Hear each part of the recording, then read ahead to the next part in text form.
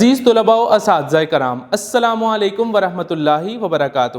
Steam international publishers میں خوش آمدید۔ آج ہم کڈز اسلامیات برائے جماعت پنجم باب سیوم سیرت طیبہ صلی اللہ علیہ وسلم، جس کا عنوان مسجد نبوی صلی اللہ علیہ وسلم ہے۔ ڈیئر اسٹوڈنٹس، آج ہم اس سبق کی مشق کو تفصیلاً حل کریں گے۔ مشق حل کرنے کے لیے آپ سب اپنی اپنی کتابیں کھولیے۔ مشق، درست جواب کے گرد دائرہ لگائیں۔ مسجد نبوی صلی اللہ علیہ وسلم کے لیے جو جگہ منتخب کی گئی وہ ملکیت تھی، 2 آدمیوں کی، 2 یتیم بچوں کی، 2 یہودیوں کی، 2 عیسائیوں کی۔ درست جواب 2 یتیم بچوں کی۔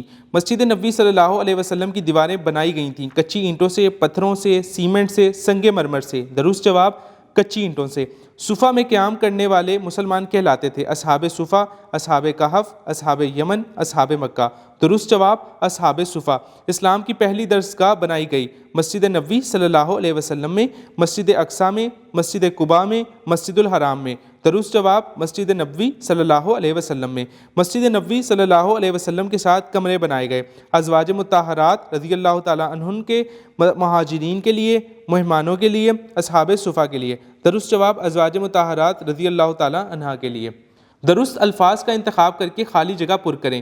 مسجد کو اسلام میں خالی جگہ حیثیت حاصل ہے۔ درست جواب مرکزی۔ مسجد نبوی صلی اللہ علیہ وسلم کی تعمیر نہایت خالی جگہ سے کی گئی۔ درست جواب سادگی۔ مسجد نبوی صلی اللہ علیہ وسلم کے صحن میں ایک خالی جگہ تعمیر کیا گیا۔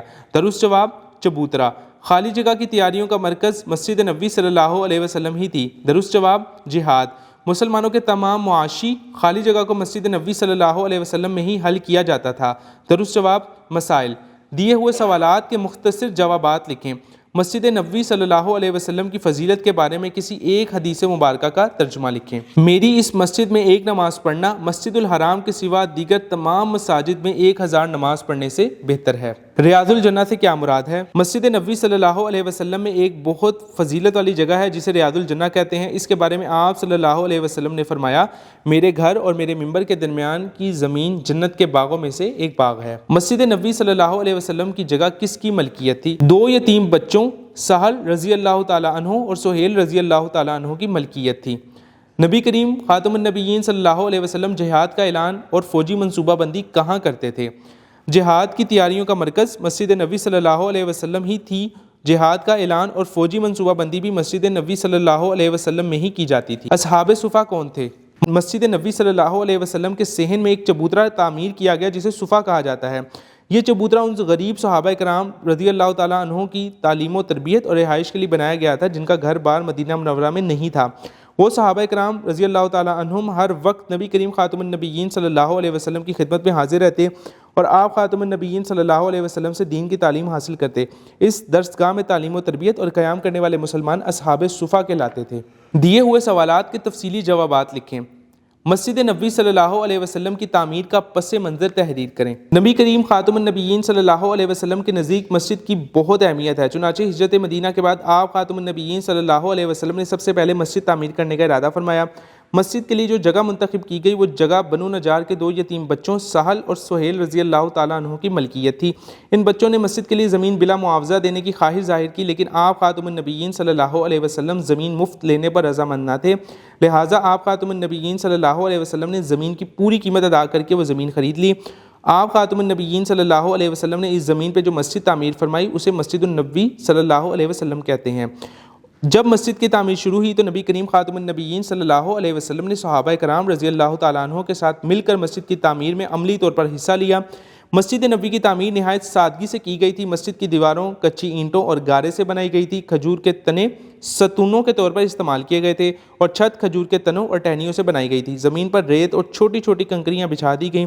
مسجد نبوی کے صحن میں ایک چبوترا تعمیر کیا گیا جسے صفا کہا جاتا ہے۔ مسجد نبوی صلی اللہ علیہ وسلم کی تعلیمی و معاشرتی و تاریخی اہمیت لکھیے۔ مسجد نبوی صلی اللہ علیہ وسلم جہاں باجماعت نماز، تلاوت قرآن مجید، ذکر اور تعلیم و تربیت کا مرکز تھی، وہاں پر مسلمانوں کی اجتماعی سرگرمیوں کا مرکز بھی تھی۔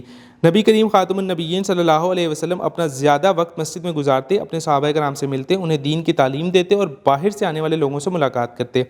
مسلمانوں کے تمام معاشرتی و معاشی مسائل کو مسجد نبوی صلی اللہ علیہ وسلم میں ہی حل کیا جاتا تھا۔ جہاد کی تیاریوں کا مرکز مسجد نبوی صلی اللہ علیہ وسلم ہی تھی۔ جہاد کا اعلان اور فوجی منصوبہ بندی بھی مسجد نبوی صلی اللہ علیہ وسلم میں ہی کی جاتی تھی۔ عدالت مسجد نبوی صلی اللہ علیہ وسلم میں ہی لگتی تھی اور فیصلے بھی یہیں کیے جاتے تھے۔ سرگرمیاں برائے طلباء: مسجد نبوی صلی اللہ علیہ وسلم کی تعمیر و توسیع سے متعلق دستاویزی فلم دیکھیں۔ بعد ازاں مسجد نبوی صلی اللہ علیہ وسلم کی تعمیر کے بارے میں اپنے ساتھی طلباء کے ساتھ مذاکرہ کریں۔ مسجد نبوی صلی اللہ علیہ وسلم کی تصویر اپنی کاپی میں چسپاں کریں۔ نیز مسجد نبوی صلی اللہ علیہ وسلم کا موجودہ رقبہ لکھیں۔ رہنمائے اساتذہ: طلباء کو مسجد نبوی صلی اللہ علیہ وسلم کی تعمیر و توسیع کے مختلف ادوار کے بارے میں بتائیں۔ طلباء کو مسجد نبوی صلی اللہ علیہ وسلم کی اہمیت و فضیلت کے بارے میں تفصیلاً آگاہ کریں۔ ڈیئر اسٹوڈنٹس، آج جس سبق کی ہم نے مشق کو حل کیا وہ تھا مسجد نبوی صلی اللہ علیہ وسلم۔ اس سبق کی مشق کو ہم نے تفصیلاً حل کیا ہے۔ میں امید کرتا ہوں کہ آپ اس سبق کو بآسانی حل کر سکیں گے۔ اس کی مشق کو ملتے ہیں ایک نئی ویڈیو میں ایک نئے سبق کے ساتھ۔ اپنا خیال رکھیے گا۔ اللہ حافظ۔